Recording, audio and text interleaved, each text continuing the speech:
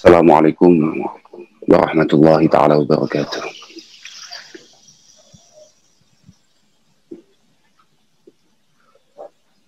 Alhamdulillah wassalatu wassalamu ala Rasulillah Sayyidina Maulana Muhammad ibn Abdullah wa ala alihi wa ashabihi alladhina hum hudatul ummah. Amma ba'dah, la hawla wa la quwata illa billah.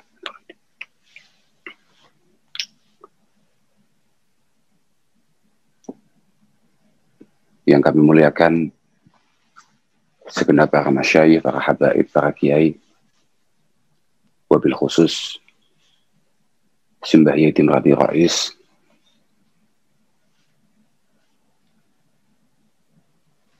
segenap jajaran pengurus di BPPKB, wa fi muqaddimatihim Agus Abdul Muhaimin Iskandar, dan seluruh kader Partai PKB dimanapun Anda berada. Alhamdulillah pada malam hari ini kita bisa bersilaturahim secara virtual. Semoga silaturahim kita ini benar-benar diterima oleh Allah Subhanahu wa taala, mardiyah maqbulah indallah Subhanahu wa taala, dan yang paling penting karena acaranya adalah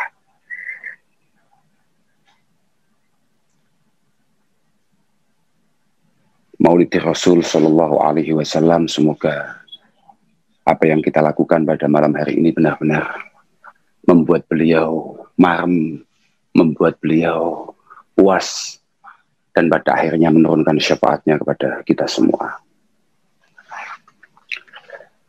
Pertama-tama saya mohon maaf sebesar-besarnya karena belum bisa sowan langsung ke kantor DPP. Padahal berada di sana adalah salah satu cita-cita kami untuk bareng-bareng, tapi yang nggak ngaji, ya ngopi atau apa, berdiskusi, menimba pengalaman dan lain sebagainya di hadapan panjenengan semua. Tapi karena situasi terpaksa kita silaturahim secara virtual. Sebetulnya ketika Mas Sekjen menelpon kami, menghubungi kami untuk kemudian minta supaya kami ngisi di maulid yang diadakan oleh teman-teman PKB, kami langsung menolak. Bukan karena apa, karena kami merasa banyaknya masyayikh yang ada di PKB yang jauh lebih layak, banyaknya singa-singa panggung yang ada di sana. Salah satunya adalah saudara kami, ada Gus Yusuf Hudhari dan yang lain sebagainya. Dan kemudian Mas Sekjen mengatakan, tidak bisa Gus karena ini sudah hasil istikharah. Yang keluar kok jenengan. Kemudian saya punya keyakinan, oh kayaknya ini istikharahnya nggak wudu. Tetap saya tolak, sampai pada akhirnya Sekjen menggunakan bahasa yang sangat mematikan bagi kami. Ini naga-naganya, jenengan sudah mulai nggak cinta dengan ketum, sudah mulai nggak cinta dengan PKB. Wah, gawat. Ancamannya gawat. Apapun sebagaimana yang disampaikan oleh Sultanul Arifin As-Syekh Jalaluddin As-Suyuti rahimahullah ta'ala, yang paling penting dalam ikhtifal di Maulid Rasul sallallahu alaihi wasallam adalah minimal di sana ada qiraatu ma tayassara minal Quran, ada ayat-ayat Al-Quran yang terbaca, kemudian ada beberapa hadis yang disampaikan, khususnya mimma bada'i amrin Nabi wa ma waqa'a fi maulidihi, awal-awal beliau dilahirkan dan awal-awal perjuangan beliau. Dan tidak kalah pentingnya beliau juga mengatakan bahwasannya summa yumaddu lahum simatun ya'kulunahu, summa yumaddu lahum simatun ya'kulunahu. Jangan lupa kalau maulid itu sebaiknya ada makanan yang disiapkan, yang dihidangkan. Nah, sedangkan saya di sini sendirian, tidak ada makan, tidak ada apa, ini sudah terhitung mulutan apa belum, saya nggak ngerti. Sebelum Gus Muhaimin mengadakan, jauh sebelum beliau mengadakan, Maulid Akbar pertama kali diadakan itu oleh Malikil Mudhaffar, penguasa tanah Arbil, mungkin sekarang di wilayah Irak. Beliau mengadakan maulid yang sangat luar biasa. Bahkan Al-Imam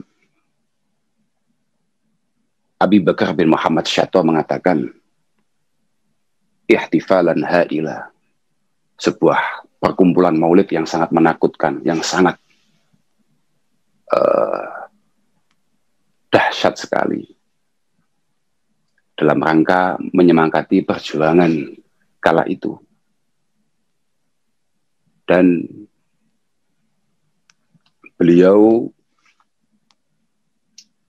memerintahkan beberapa ulama untuk menulis tarikh Rasulullah Shallallahu Alaihi Wasallam. Dan yang paling populer adalah taklifan atau karangannya Al-Imam Ibn Tihyah Al-Kalbi.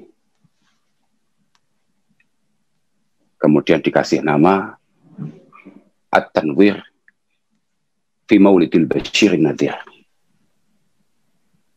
Karena beliau sangat puas dengan karya itu, kemudian beliau minta untuk dibacakan di hadapan khalayak ramai. Diberi hadiah luar biasa.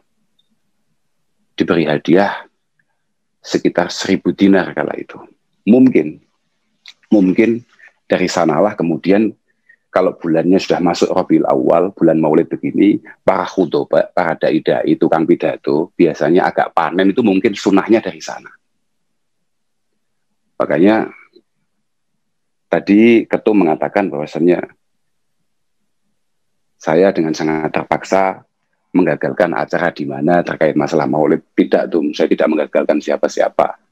Saya itu memang agak menghindari undangan maulid. Karena kami-kami yang tukang ngoceh ini biasanya sudah 11 bulan hanya dengan qala Allah Ta'ala wa qala Rasulullah Sallallahu Alaihi Wasallam, biasanya pulang sudah dapat sesuatu. Makanya kalau bulan maulid, saya sangat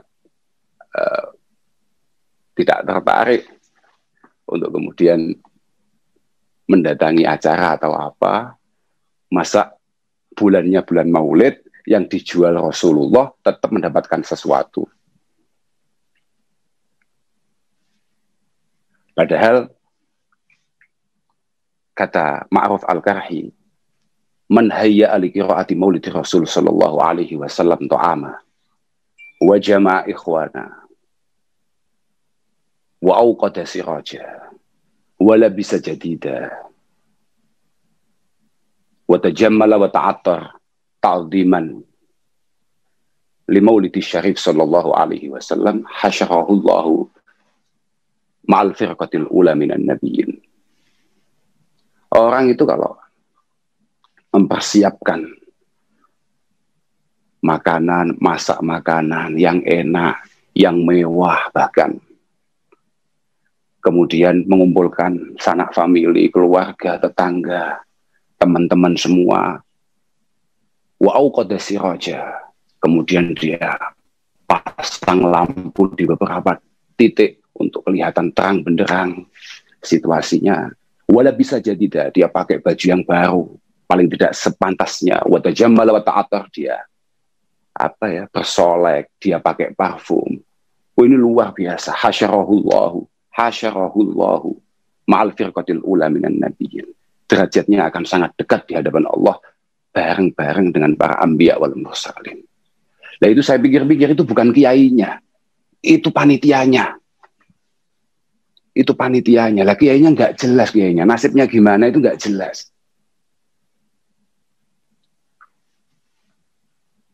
Makanya saya itu kalau diundang kok undangan maulid itu kalau bisa istiqdan untuk tidak hadir ya saya tidak hadir.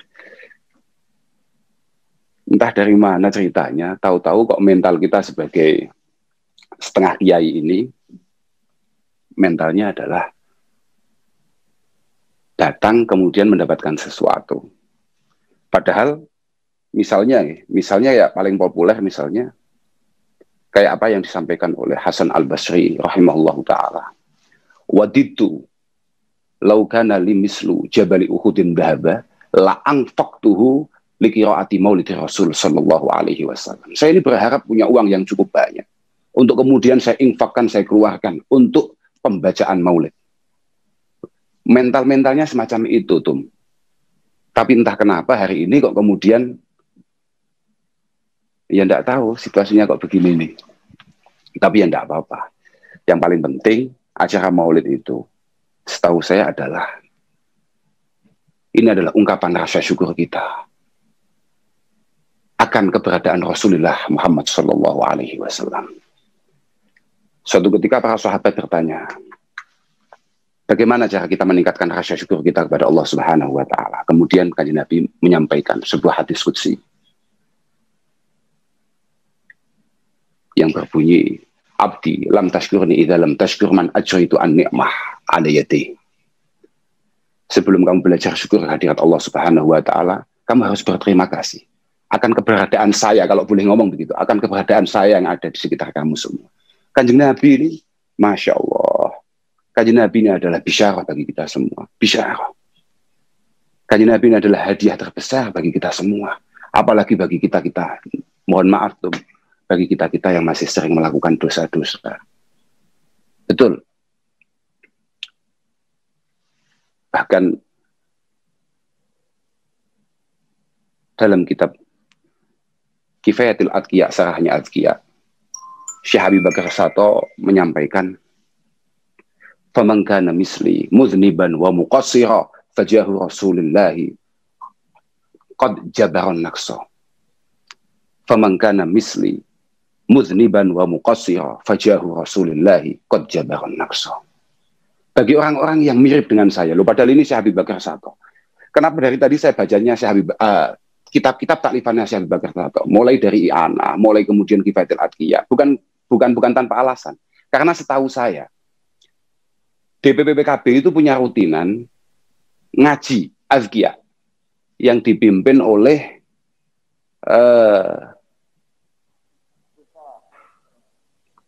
tokoh sentral bidang logistik dan spiritual Kiai Haji Abdus Salam Shahib.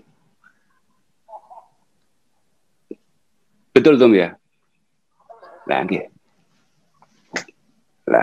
itu ngajinya adalah Azkiyah. Kenapa dari tadi yang saya sampaikan itu? Beliau mengatakan bagi orang-orang yang masih kayak saya, mudah sekali melakukan dosa, sudah tenang, tidak usah terlalu khawatir. Fajahu Rasulillah qad jabaron naqsa. Kekurangan-kekurangan kita akan ditutup, akan ditambal dengan keberadaan Rasulullah Shallallahu Alaihi Wasallam. Saya jadi ingat suatu ketika Rasulullah ini bercengkrama, tahadus. Kalau kita mungkin yang ngopi-ngopi sama salah satu sahabatnya namanya Abdullah bin Amr bin As. Kemudian beliau membacakan ayat terkait apa yang dihaturkan oleh Mbah Nabi Ibrahim kepada Allah Subhanahu wa taala. Rabbi innahunna adlalna katsiran minan nas. Faman tabi'ani fa innahu minni wa man 'asani fa innaka ghafurur rahim. Ya Allah, ini kayaknya berhala-berhala ini sangat mempengaruhi pemikiran umat-umatku. Faman tabi'ani fa innahu minni.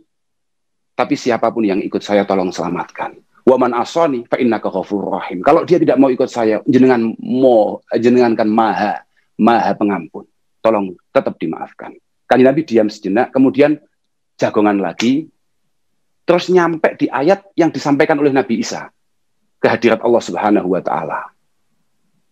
In tu'adzibhum fa innahum ibaduk wa in taghfir lahum fa innaka antal azizul hakim. Kanjeng Nabi langsung mengangkat tangannya, farafa'a yadayhi summa qala Allahumma ummati ummati wa baka. Setelah menyampaikan itu Kanjeng Nabi kemudian menangis. Dipanggillah malaikat Jibril.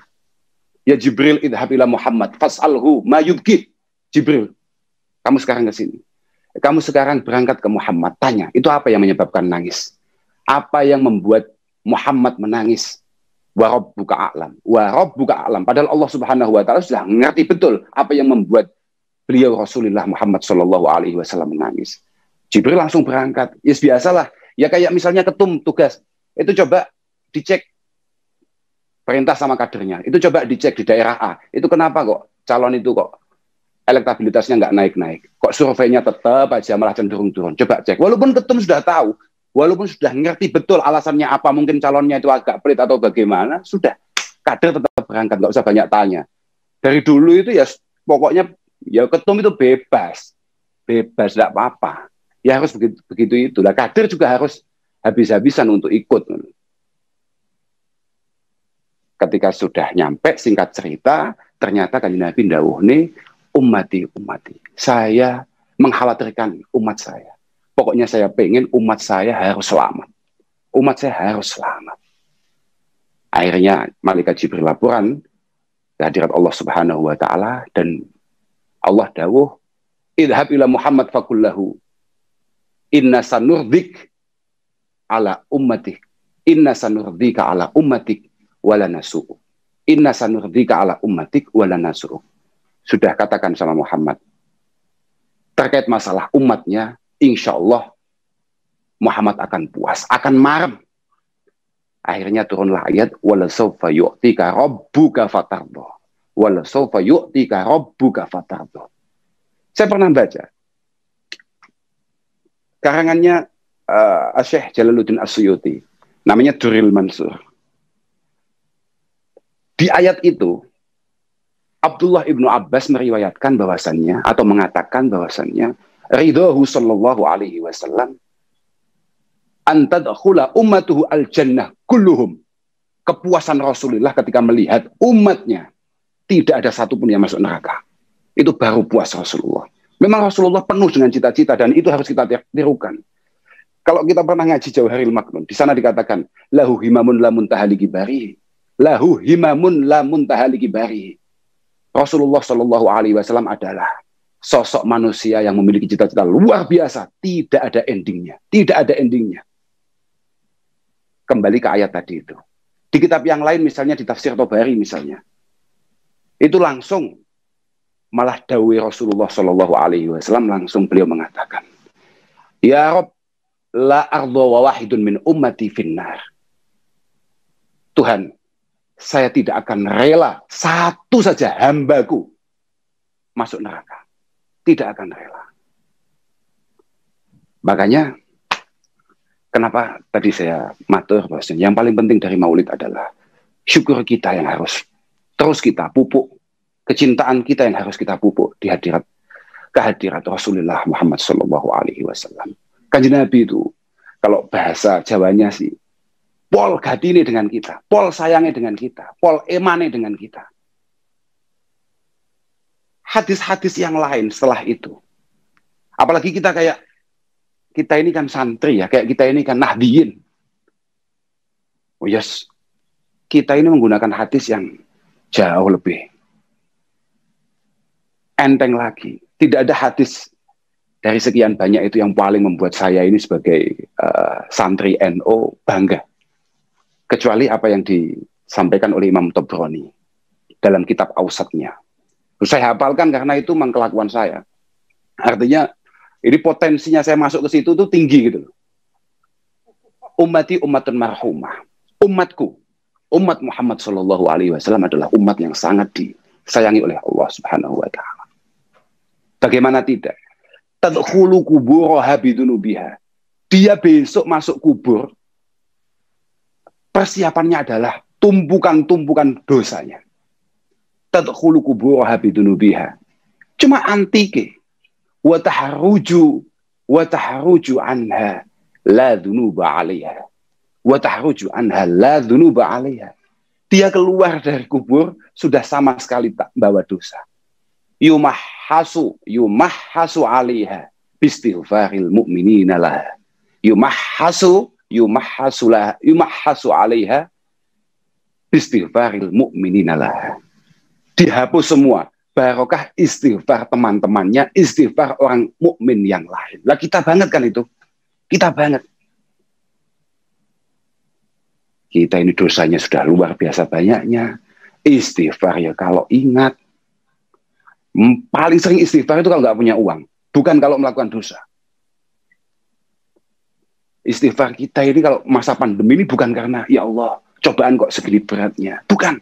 Ya Allah, kok proyek-proyek macet. Ya Allah, belantian kok nggak jalan. Istighfar kita di sana.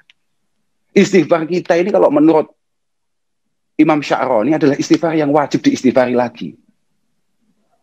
Tapi ya sekali lagi. Fajahu Rasulullah, qad jabarun naqsa. Kekurangan kita semuanya akan dihapus karena keberadaan Rasulullah Muhammad sallallahu alaihi wasallam.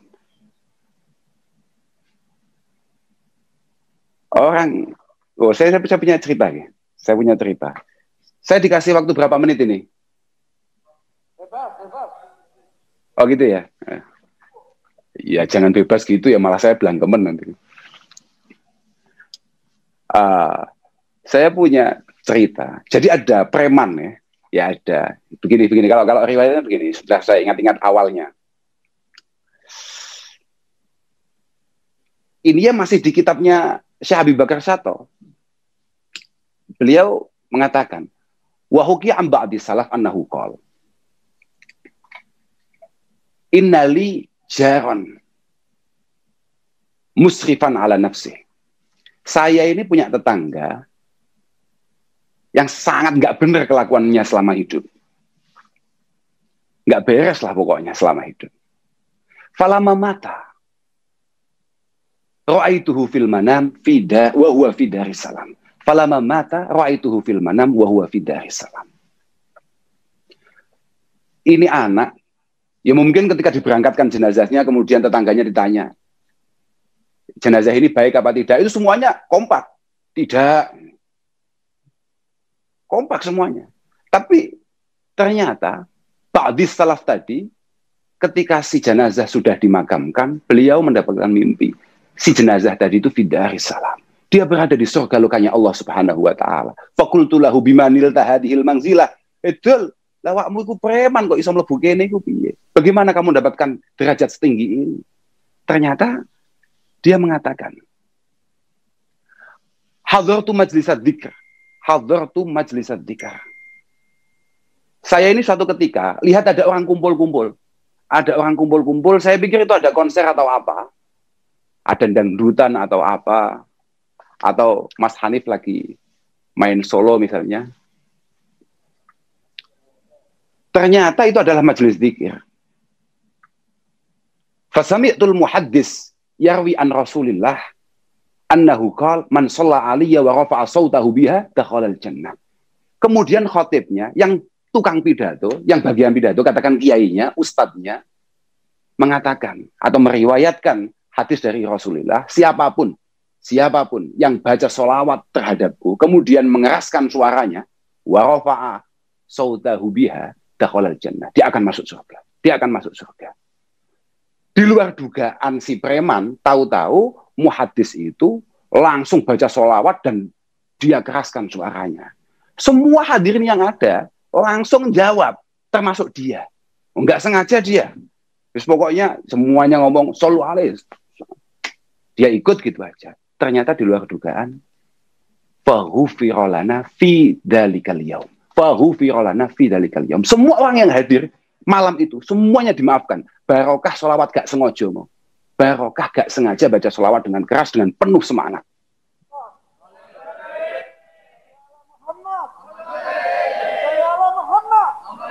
Allahumma shalli wa sallim wa barik alaihi. Nah, gitu. Itu dari sekian banyak contoh. Masya Allah. Pokoknya jangan sekali-kali kita ini malas, lumuh untuk baca sholawat kehadirat Mbah Kanjeng Nabi. Ini khusus untuk sekjen. Jen, ini dengarkan Jen. Ada hadis menarik Jen buat kamu Jen. Ini dawuh Mbah Kanjeng Nabi ini. Ya walaupun agak sedikit dhaif ya Jen. Tapi Mbah Kanjeng Nabi itu diriwayatkan di salah satu kitab, aksarukum sholatan aliyah, aksarukum azwajan fil jannah. Yang paling sergap baca sholawat terhadapku, insya Allah paling banyak istrinya di surga. Di surga Jen. Ini kesempatannya di surga Jen.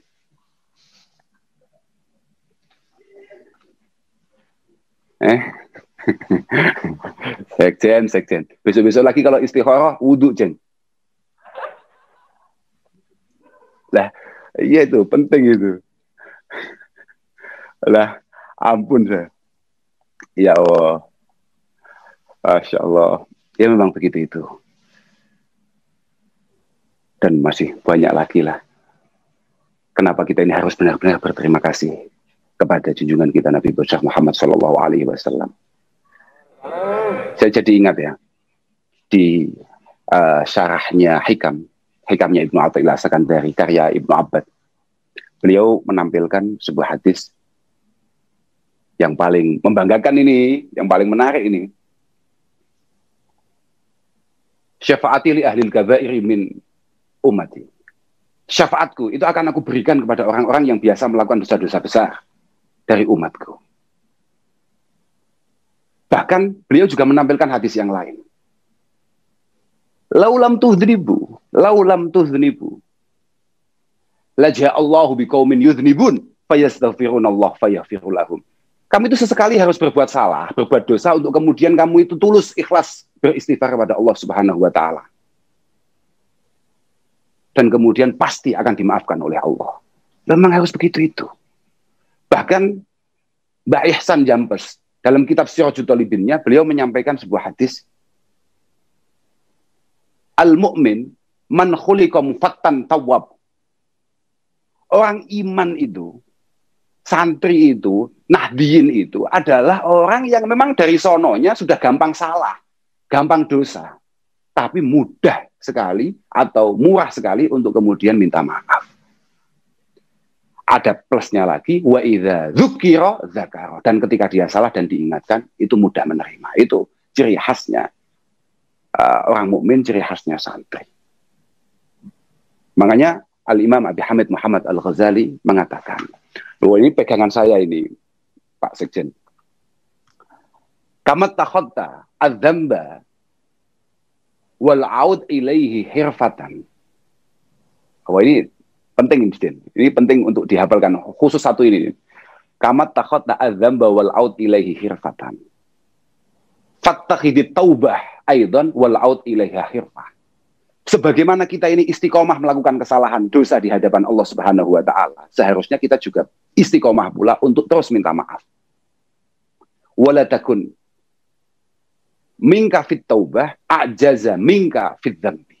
Dan jangan sekali-kali semangat kita ketika bertaubah itu kalah semangat ketika kita melakukan dosa. Jadi semangat ngelakoni hal-hal yang cukup negatif niku ya semangat, tapi ketika kita kembali pada Allah Subhanahu wa taala ya penuh dengan semangat. Wow, kalau aturaken betapa sayangnya Rasulullah Shallallahu Alaihi Wasallam kepada kita. Banyak sekali. Kenapa kok kita ini harus ikut bahagia akan kehadiran beliau? Jangankan kita, kita ini siapa? Kita ini anaknya siapa? Mbah Nabi Isa saja, 600 tahun sebelum Rasulullah Muhammad Shallallahu Alaihi Wasallam dilahirkan, dia sudah ikut bahagia akan kabar itu. Bahkan langsung mengumumkan kepada umatnya, wa idz qala Isa bin Maryam, ya Bani Israel, karena tidak ada. Kebetulan umatnya itu kan bukan keluarganya umatnya itu. Jadi dia nggak mengatakan ya qaumi atau bagaimana, ya tidak. Tugas saya itu ada dua. Musaddiqan lima baina yadayya minat Taurah. Inni Rasulullah ilaikum. Musaddiqan lima baina yadayya minat Taurah. Untuk menguatkan kitab-kitab terdahulu, yakni Taurah, akan saya kuatkan dengan Injil. Di luar itu, tugas saya adalah wa mubasyiran bi rasulin min ba'di wa mubasyiran bi rasulin min ba'di ismuhu Ahmad. Dan juga saya akan memberikan kabar bahagia kepada kalian semua akan datangnya seorang nabi setelahku, namanya Rasulullah Muhammad sallallahu alaihi wasallam.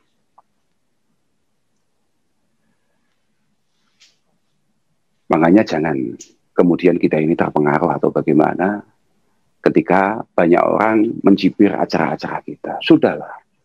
Saya ikut mendoakan. Dan saya juga meyakini sebetulnya, kayak misalnya kayak DPP PKB sekarang, kantor DPP PKB dibuat baca Maulid Rasul Shallallahu Alaihi Wasallam. Saya yakin itu sangat istimewa. Dalam kitab Asy-Syama'il, yakni dalam kitab Al-Wasail fi Syarih Syama'il. Jadi di sarahnya Wasail. Itu Syekh Jalaluddin As-Suyuti mengatakan, "Ma min baitin aw masjidin aw mahallatin quri'a fihi maulidun nabi illa haffatil malaikah bi ahli dalikal makan wa ammahumullahu birrahmah." Di mana tempat di situ dibaca Maulid Rasulullah Shallallahu Alaihi Wasallam, pasti akan dinaungi oleh para malaikat, dan yang paling penting akan diturunkan rahmat Allah Subhanahu Wa Taala ala ahli dalikal makan. Dan orang-orang yang berada di situ akan selalu mendapatkan rahmat Allah Subhanahu Wa Taala. Makanya semoga DPP PKB, kader-kader PKB, semuanya, segala cita-cita, segala urusan dan segala muskilatnya dimudahkan oleh Allah Subhanahu Wa Taala.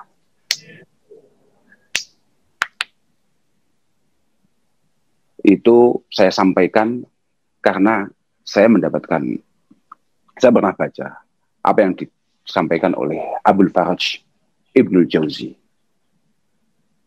Beliau mengatakan, min khawasi maulidi Rasul sallallahu alaihi wasallam annahu amanun fi dzalikal am. Termasuk faidah yang luar biasa kita baca maulid adalah untuk keselamatan kita bersama. Untuk keselamatan kita bersama. Dan tidak hanya itu saja. Wa busyra ajilah binailil buhyah wal maram. Wa busyra ajilah binailil buhyah wal maram. Dan dengan bacaan maulid kita akan mendapatkan kebahagiaan yang nyata binailil buhyah wal maram, dengan tercapainya tujuan-tujuan dan harapan kita. Nah itu.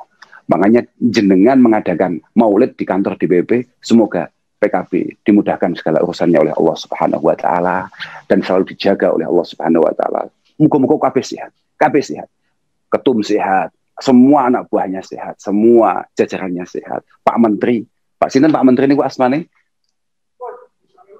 Pak Agus, mugi-mugi Menteri Perdagangan, ya, moga-moga lancar Pak Agus, moga-moga selamat. Masya Allah, penting nih sehat selamat itu kalau kata Ibnu Abbas, tidak ada bandingannya. Saya tidak akan pernah menggantikan apapun, menggantikan keselamatan.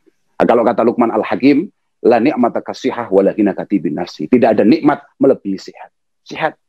Semoga semuanya diberi kesehatan oleh Allah Subhanahu Wa Taala, dan semoga barokah maulid yang diadakan PKB untuk bangsa ini, moga-moga pandemi ini segera berakhir dan panjenengan bisa kembali beraktivitas sebagaimana normalnya, sebagaimana mestinya. Saya pikir dari kami ya, cukup itu yang bisa kami sampaikan. Saya kalau ada keliru-kelirunya, saya mohon maaf. Karena ternyata benar Pak Sekjen, jenengan itu harusnya datang ke Jakarta. Kalau nggak datang ke Jakarta, nanti tidak bisa gerak-geran. Memang saya itu gimana ya? Saya itu kalau ngaji itu saya niati hiburan, nggak pernah saya niati ngaji. Ternyata kalau di sini terus ngomong, menghadap TV, menghadap kamera, bingung saya. Nggak bisa dengar ketawanya Mas Hanif. Senyumnya bagaimana saya nggak lihat, itu senyum apa males, apa mules, saya nggak ngerti.